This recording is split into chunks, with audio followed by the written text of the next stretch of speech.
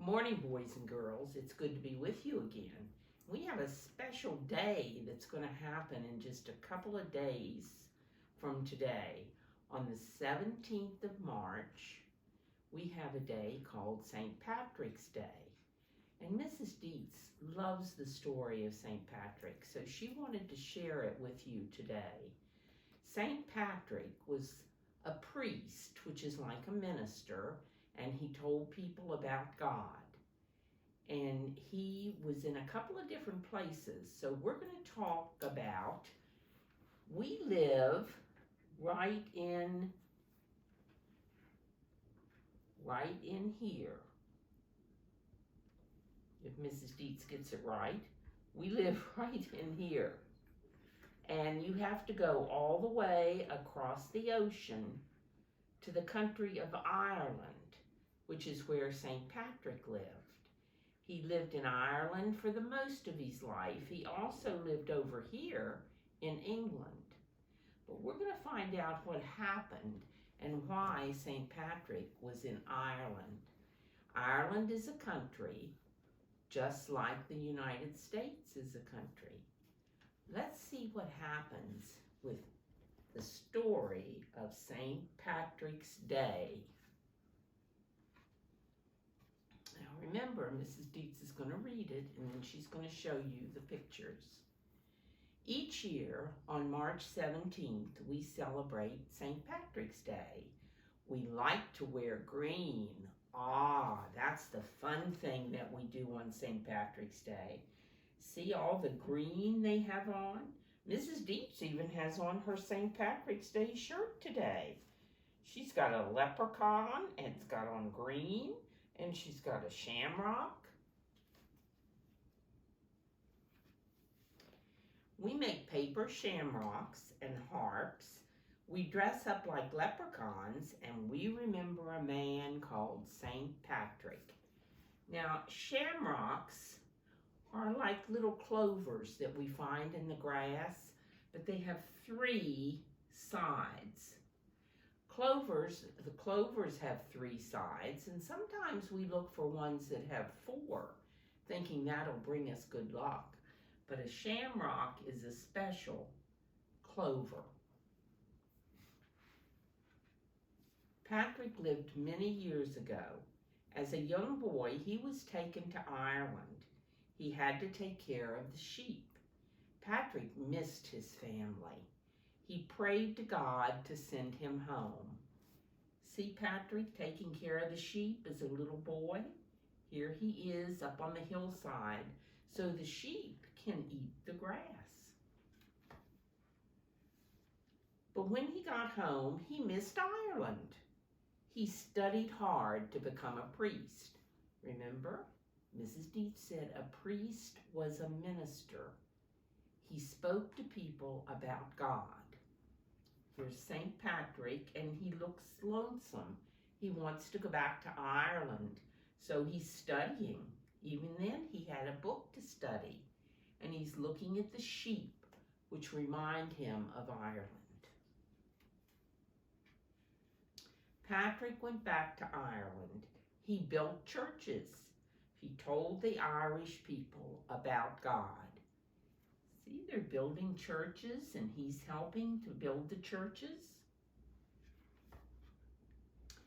And one story even says that Patrick told all the snakes to leave Ireland, and they did. See the snakes going down to the water to leave Ireland? There are many stories that are told about St. Patrick's. Some of them, we've talked about fables and legends, which are stories that may or may not be true, but give us a message. Some of the St. Patrick stories are like that. But then there's lots of true stories about St. Patrick also. A plant called a shamrock grows in Ireland. Patrick taught that its 3 leaves stand for God, Jesus, and the Holy Spirit. Now, Mrs. Deitz sent you, and your teachers, I think, have given you a shamrock that's made out of paper. I want you to hold that shamrock right now, and I want you to say with me, God, Jesus, and the Holy Spirit. Can you say that with me? God, Jesus, and the Holy Spirit. Those are 3 words that we talk about in church. And when we talk about them in church, we call them the Trinity. So they're very special to people that go to church. God, Jesus, and the Holy Spirit. When you go home today, see if you can remember and take your shamrock and tell your parents what St. Patrick taught you. Here's the picture where St. Patrick is teaching the children. See the shamrock in his hand? And all the shamrocks growing on the hillside? And he's teaching the children about the God, Jesus, and the Holy Spirit.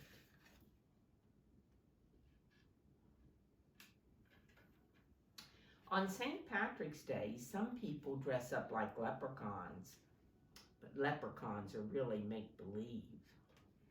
See here, they're talking about St. Patrick's Day, and here's a little leprechaun dancing, and there's the rainbow with the pot of gold at the end of the rainbow.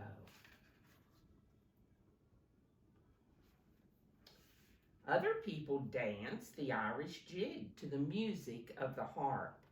The harp is the national symbol of Ireland. See the people dancing?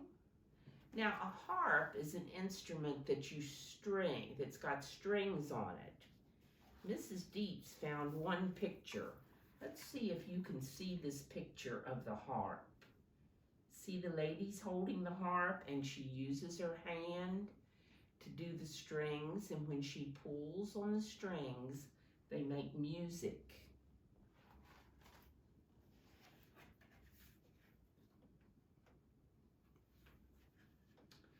Many towns have St. Patrick Day parades. When Mrs. Deitz has been watching the news, she's been hearing about lots of St. Patrick's Day parades. Can you see here where people dress up and they dance and they have a fun time and a big parade to celebrate St. Patrick's Day?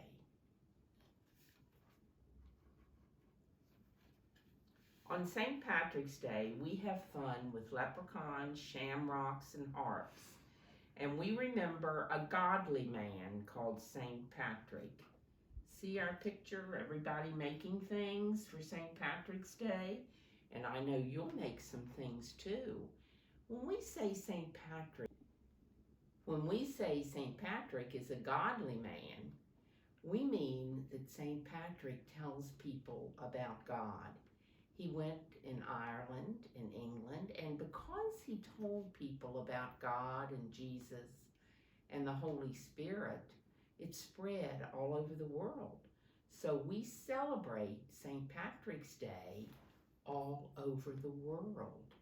We celebrate a man that loved God so much that he told people all of his life about God and how much God loved them. Goodbye, boys and girls. Mrs. Deitz will see you again next week.